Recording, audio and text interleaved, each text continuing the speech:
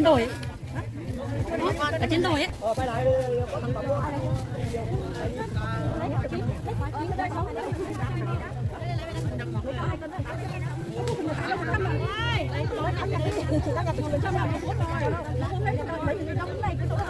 Lấy đi không thi hết bây giờ ấy.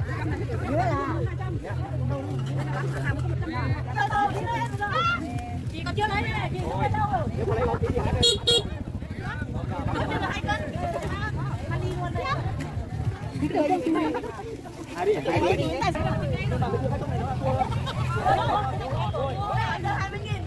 Quầy này chắc đâu hết giờ đi, bắt thì đừng có không kịp.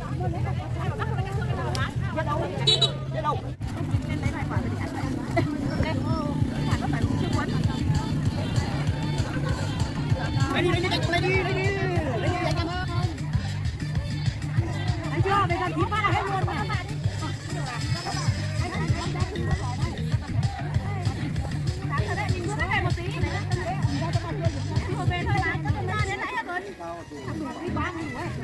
Không có đâu.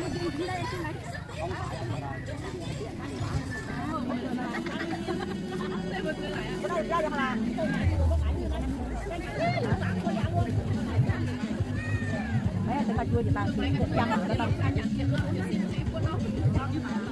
Đi băm hết rồi.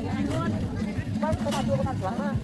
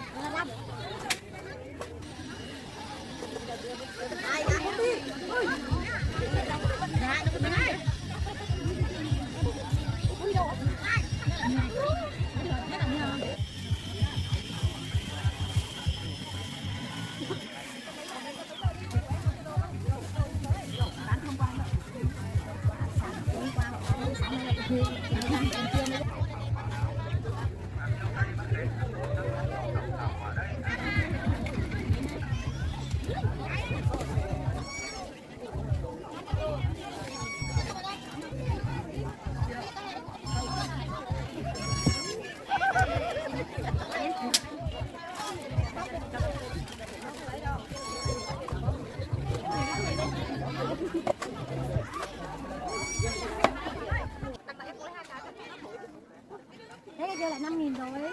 Mình được 5.000.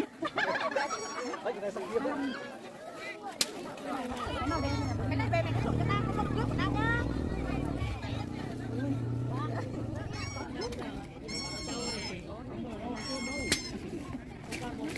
Nó để cái này để.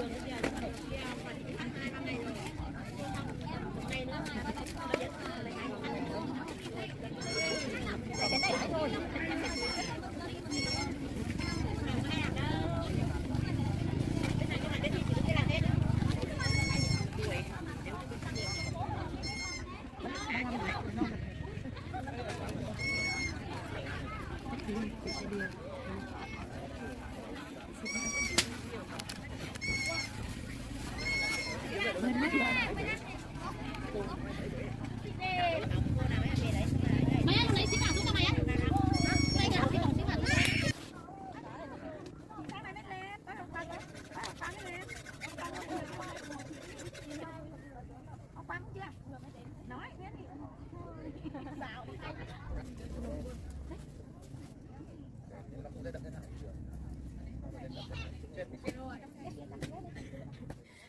Ống rộng cỡ ống hay rộng nhỉ?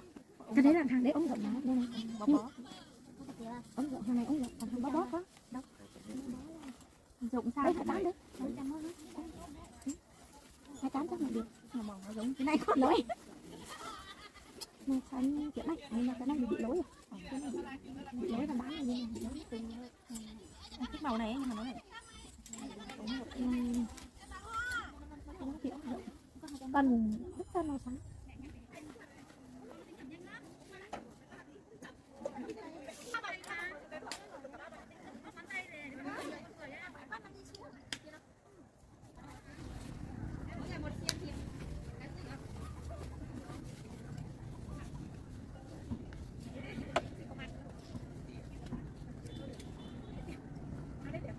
chị.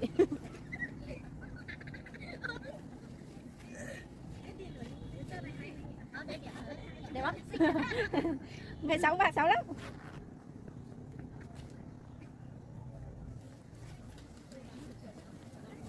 Hôm nay mà cái này đi. Mà hàng này cho nó đẹp. Mà nó ấm. Bao tiền đấy chị? Chọn 500 cho nó chọn. Chọn thì cũng không được 1.000 nào cắt tay luôn. Đây túi nhá.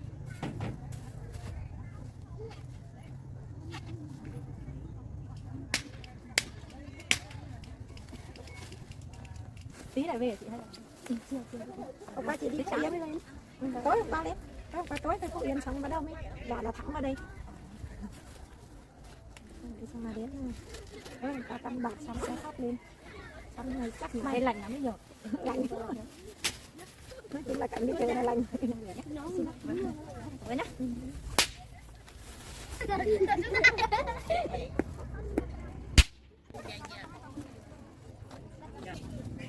Bình ơi, cái đây mấy em.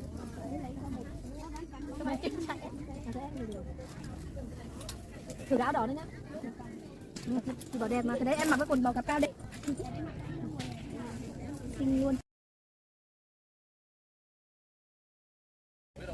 Lấy thử đi.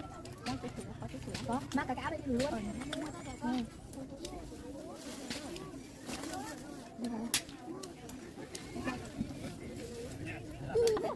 Đây là dân dã mà. Dân dã thì chị xem đây này.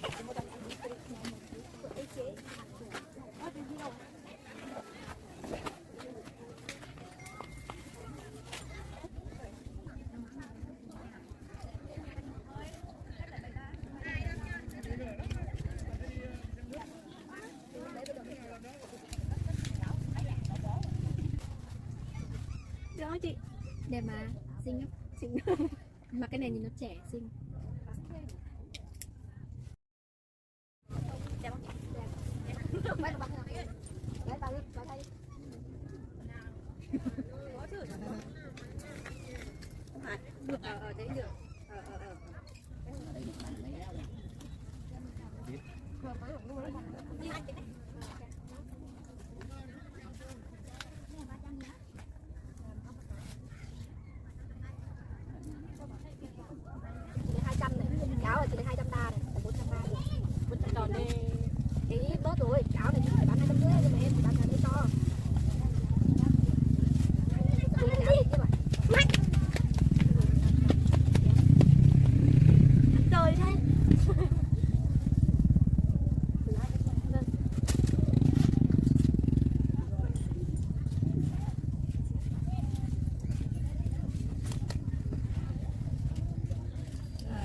Mai ơi, có 20.000 không? Có bác mượn 20.000 không? Ăn táo. Có cả chung 50.000 mang về đây luôn.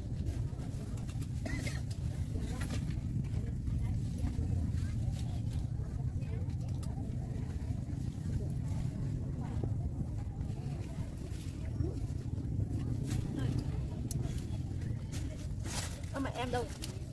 Này mẹ em đứng đây, không biết đi đâu rồi, mẹ em mua một bộ nữa. Đâu? Ở đâu đi? À mẹ đang xem bên bán kìa. 500. Đây là được một đoạn.